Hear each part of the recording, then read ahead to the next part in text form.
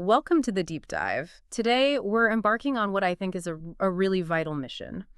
We're going to try and peel back the layers and understand the true lived experience of older adults in the United States. And the source material we have here, it's not clinical studies or, dry policy papers. It's a collection of really intimate reflections. Yeah, very personal. Exactly. Yep. We're talking about quiet victories, moments of profound loneliness, and just the sheer strength and wisdom it takes to navigate aging in America today.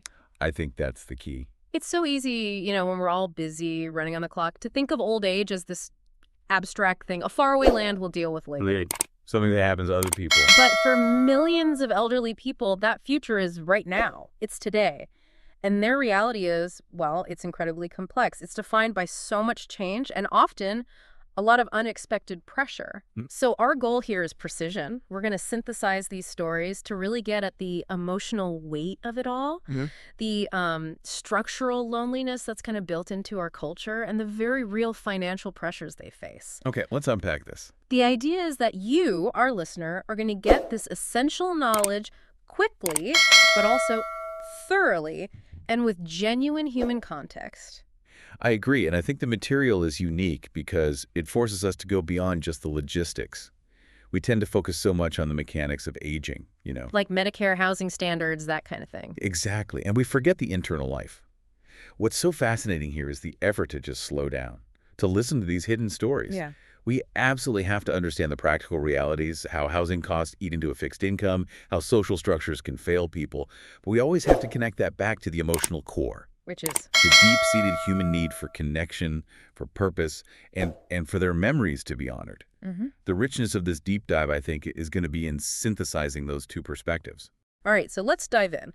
Let's start with what the sources identify as this foundational tension in the lives of elderly Americans. The big paradox. The paradox, exactly. The one created by our cultural obsession with independence. I mean, we are a country built on self-reliance. It's in our DNA, so to speak. It is. You're raised here to take care of yourself, to build a separate, distinct life, and, to avoid being a burden. It's so deeply ingrained. It's almost a point of national pride. And that foundational value, it leads directly to a massive consequence in later life. Which is what? It's why so many elderly Americans live alone. Yeah. And crucially, this isn't always something that's forced on them.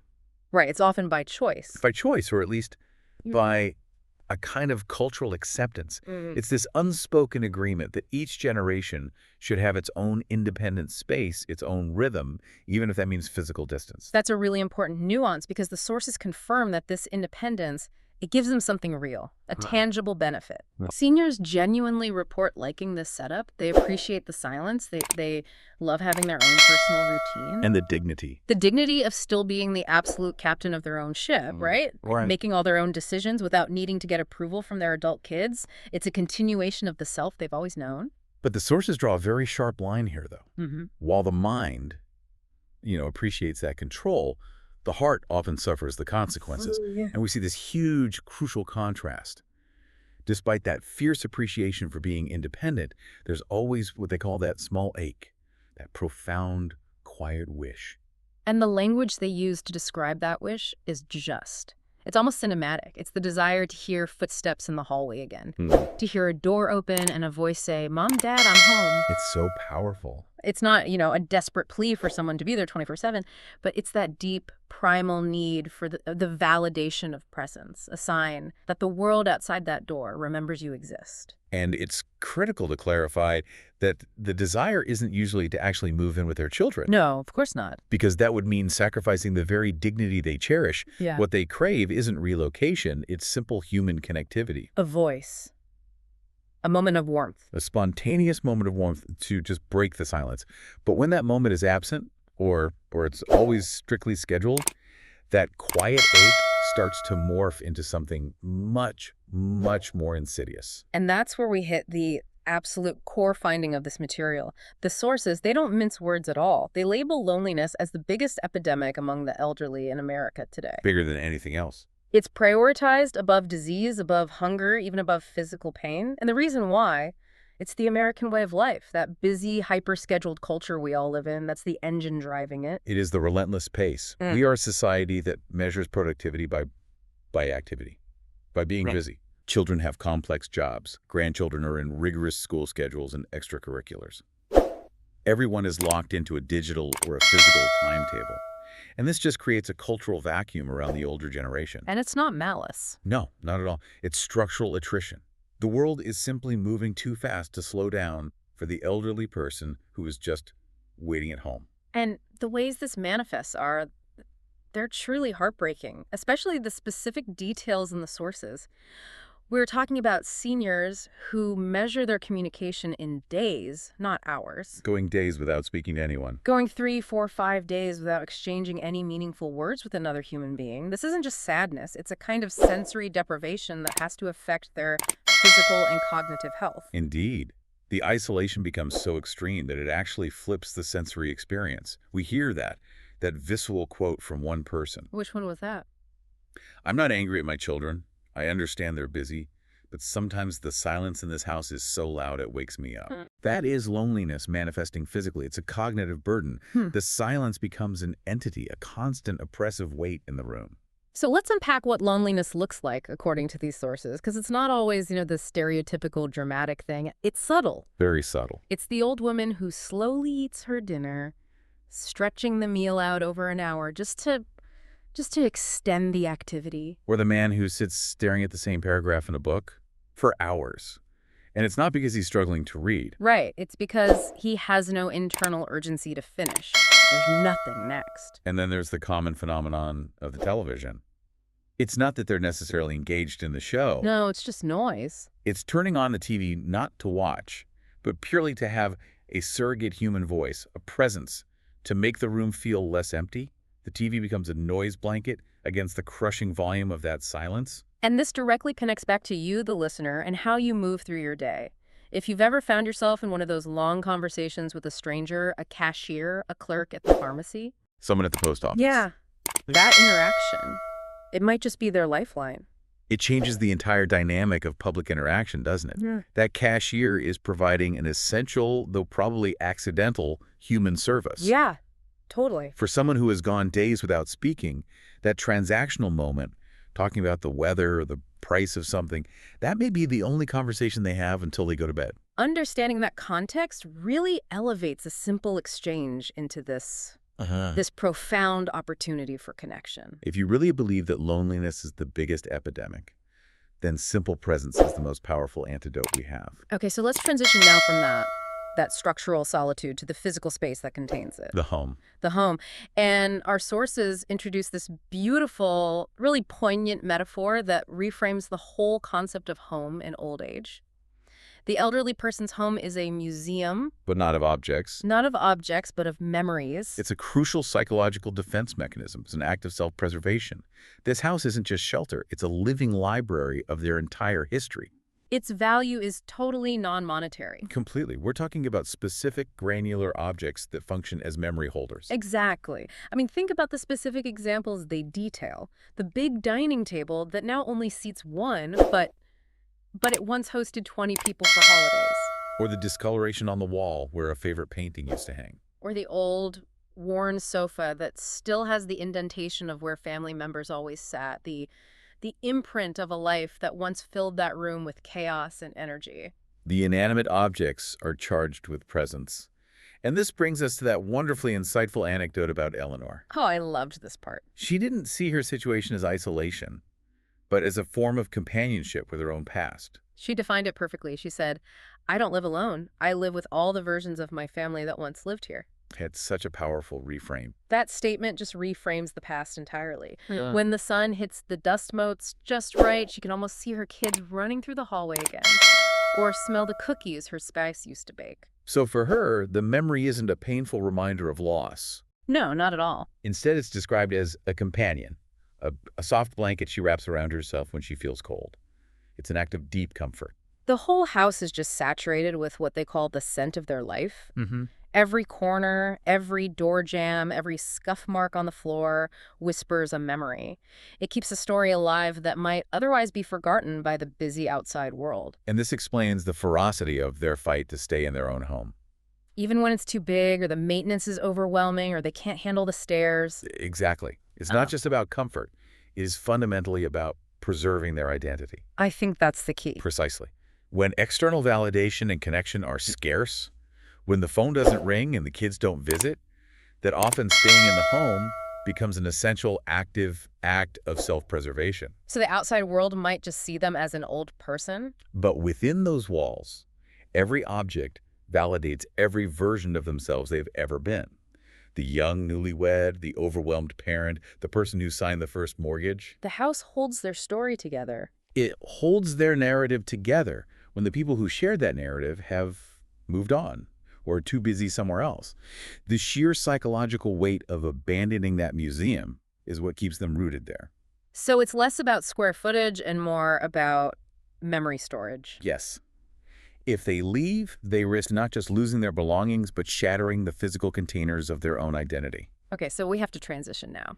And this is where that romantic narrative of memory clashes pretty violently with the less romantic but deeply real topic of money. Yes, we need to ground this deep dive in the stark realities of financial survival. Right. So the foundation of the U.S. retirement system, of course, is Social Security. It's a guaranteed fixed pension based on decades of contributions. But the problem, as the source material highlights, is that Social Security was never designed to be the sole source of income for a long retirement. And it doesn't magically keep pace with modern costs either. Not at all. This reliance on a fixed income immediately exposes the massive financial disparities that exist among the elderly. You have those who saved, invested, and planned well. And they're enjoying that comfortable golden age. You know, travel, hobbies, country clubs. But the sources are insistent that the many others, those who were failed by poor planning or market crashes or just a lifetime of low wages, they're living month to month. And that month-to-month existence is just a continuous agonizing math problem. Inflation, especially for things like utilities and healthcare, it just rapidly erodes their fixed buying power. And we need to get specific about the difficult choices they're forced to make. The gut-wrenching choice mentioned in the sources, having to choose between buying necessary medication and buying food. It's just awful. It isn't some abstract policy failure. It is the daily reality for millions of people. When we talk about healthcare gaps, we're talking about Medicare deductibles, co-pays, the dreaded donut hole in drug coverage. And those gaps, which look like small percentages on a spreadsheet. They can represent hundreds of dollars for someone whose monthly income is barely above the poverty line. So if that gap is $300 and their fixed income is only $1,200, suddenly that choice becomes necessary. Do they buy the specialized food they need? Or do they buy the blood pressure medication that keeps them alive? These are not easy decisions.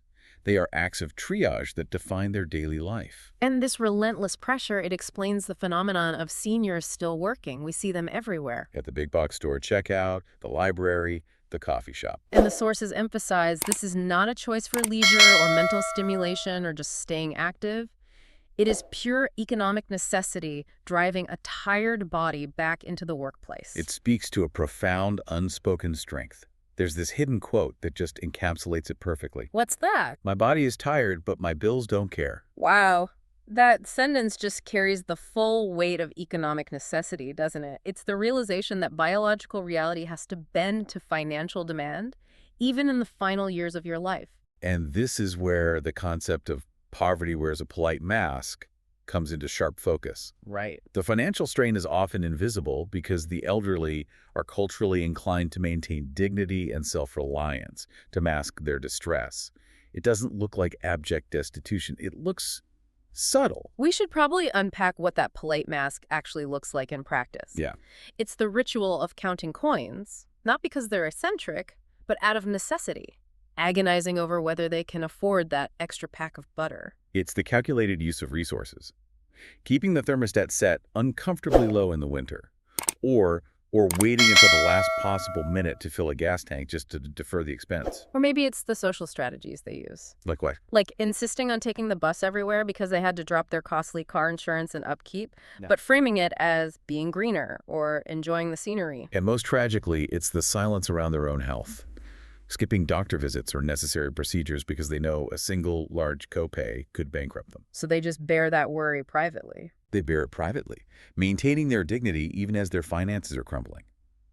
This hidden struggle is a profound, widespread issue that exists just out of sight of the broader, faster-moving economy. It's a profound struggle for survival under a veneer of cultural dignity. a really tough reality. But let's shift gears now. We've discussed the struggle for survival in terms of money and solitude. Let's find where the comfort of companionship manages to break through. And often, that comfort doesn't have a schedule or a salary expectation. Right. The sources offer a powerful counterbalance to this emotional deficit, and frequently it involves four legs and some fur. The essential role of pets, it's overwhelming. When you ask the elderly who lives with you, the answer is so often my dog or my cat. These animals are described as the daily reason to wake up. They're emotional anchors, aren't they? Loyal, constant friends, filling that immense silence created by our culture of fierce independence. And the beauty of the relationship lies in its non-judgmental presence. A pet never asks where your money went, never argues about the past. And it never fails to show profound happiness when you just walk into the room. That simple, uncomplicated emotional transaction is so critical for an elderly person who might not have heard the words "I'm happy to see you" from a human in days or even weeks. A wagging tail or a loud purr can genuinely heal an entire week of loneliness. It's a small, consistent, and incredibly powerful antidote to isolation that, modern medicine has yet to replicate. The anecdote about the dog owner really solidified this for me. That woman wasn't talking about responsibility. No, she was talking about purpose. She explained, "My dog doesn't know anything about aging. To him, I'm just mom. And that is enough to keep me alive." The pet sees the essential self, untouched by the passage of time or financial strain. That affirmation is sustaining.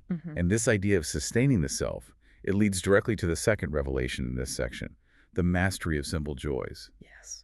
Despite facing these immense structural, financial, and emotional challenges, many seniors have achieved a level of emotional artistry. They have learned to extract joy from small, quiet, momentary things. The shift is philosophical. They've fundamentally changed their focus. The examples given are so relatable. Like what? Savoring a perfectly warm cup of tea and noticing the specific angle of a sunbeam hitting a corner of the room. The simple exchange of a wave with a neighbor. A short, unscheduled phone call from a grandchild, or hearing a favorite old song from 50 years ago. These aren't grand achievements. They are acts of profound awareness. This speaks to the wisdom of quiet that's gained through a long life.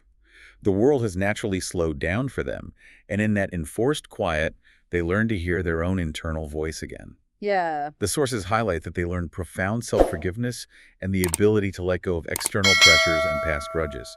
And crucially, the focus shifts entirely away from external achievements, the career, the accolades, to internal moments. The feeling, the presence, the simple act of breathing in the light. Exactly. It's a complete recalibration of personal value. And the provocative quote that closes this section should really stick with you, the listener. When you're young, you chase happiness. When you're old, you notice it was around you all along.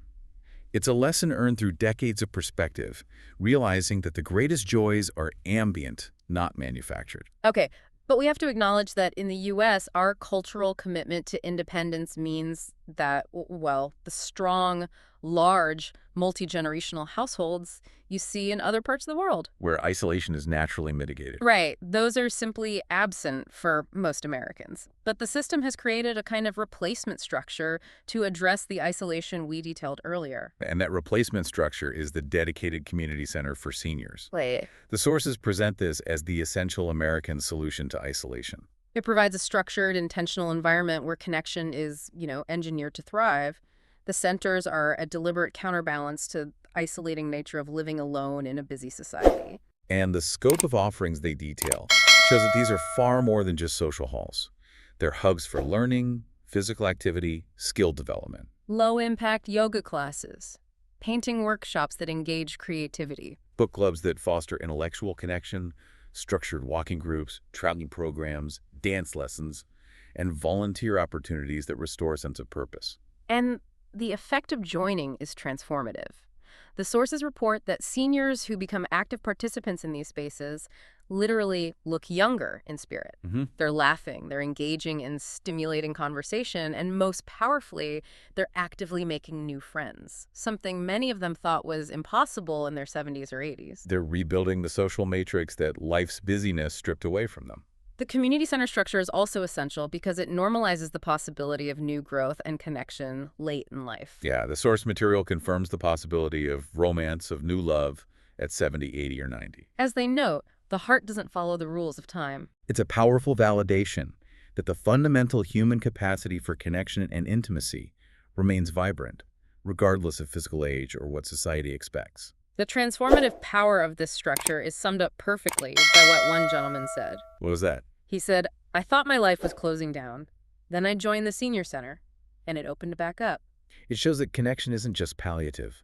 It's genuinely revitalizing and life-extending. And for you, the learner, this is highly actionable knowledge. The community center model is proof that structured social interaction is a necessary public resource in the U.S. context. It acts as a deliberate social intervention to mitigate the isolation created by our culture of fierce and often unforgiving independence. It provides that essential shared presence that the museum-like home just cannot. It's a place where a shared history can begin again, rather than just being remembered. So we've covered the practical and the structural, but we have to dive into the deepest emotional core revealed in the source material. Part 8 focuses on the unspoken emotional truth, Which is primarily defined by a sense of mourning. The sadness that time it moved too fast. It's that cognitive dissonance of looking back at a full life that feels like it passed in a rush. The expressions of this feeling are profoundly poignant. I blink, and suddenly my kids had kids. Or that constant internal conflict between the self they feel and the self they see. I still feel young on the inside, but the mirror tells a different story. That internal self-image is so powerful, isn't it? Old age doesn't erase the past versions of who you were. No. They are still a young woman who first fell in love, the ambitious man who dreamed of changing the world, the overwhelmed parent who stayed up all night worrying. Those younger selves persist. They persist privately. They're described almost like rooms in a house that the current occupant no longer walks into. Their memories so vivid, so charged with emotion that they almost qualify as living presences. And this sense of time having rushed away, it carries a sadness, the mourning of missed presence and maybe opportunities, but the source material juxtaposes this sadness with something vital. Yes, the necessary counterpoint to the rush of time is a profound peace. A peace earned through having lived, survived heartbreak, carried loved ones, laughed, failed, and endured. It's a peace that comes from resilience and acceptance, the ability to hold those memories gently without the need to relive or fix them. And finally, we shift entirely from practical needs, money, health, activity, to emotional desire. If you ask elderly Americans what they truly want, stripping away all the demands of modern life, The answers are strikingly simple and incredibly consistent. they want time, connection, and specifically a voice that says, "I'm here." A spontaneous visit, a 5-minute phone call, a hand to hold, someone genuinely listening to their stories without rushing them toward a conclusion. The sources are crystal clear on this. They do not need grand gifts, expensive vacations, or lavish celebrations. They just want to feel remembered, valued, and loved. That's the entire weight of their emotional life distilled. Mm-hmm. And the final lingering and most defining thought of this entire deep dive comes down to one unforgettable sentence. I don't want to be young again. I just want to matter to someone. That quote is the key takeaway, isn't it? It strips away all the structural complexity of the financial system, the loneliness epidemic, the struggle for dignity. And it leaves us with the core human desire for significance. They want to be seen not as dependents or relics, but as active participants in someone else's present. And that desire to matter is where the profound wisdom of this deep dive really lies. We've journeyed through the quiet solitude, we've acknowledged the hidden financial struggles, and we've celebrated the wisdom gained through simple joys. It's a complex reality, defined by that tension between cultural independence and emotional interdependence. And the synthesis here is the essential truth the elderly teach us about the velocity of life. Our sources articulate that life moves incredibly fast. But it's love, connection, and simple kindness presence that actually make time meaningful and slow it down, if only for a moment. So what does this all mean for you? It means the practical application of this knowledge is surprisingly simple, yet immensely powerful. If loneliness is the biggest epidemic, then the greatest gift we can give an elderly person is not money or medicine or policy, but simply a moment of our time. It's the acknowledgement of their presence. Because if we remember that visceral image of the loud silence, we understand that to someone who sits in that quiet ache of isolation, your voice, your presence, your simple warmth, It may truly be the most beautiful and necessary sound in the world. it shifts our perception of a valuable contribution from something material to something purely human. We encourage you to carry this message of cherishing and reaching out into your daily interactions. A single call, a simple smile, can genuinely transform the reality of someone grappling with that cultural isolation. It's the ultimate application of the knowledge we've gained today. Thank you for taking this essential deep dive with us. We hope these insights stay with you. Until next time.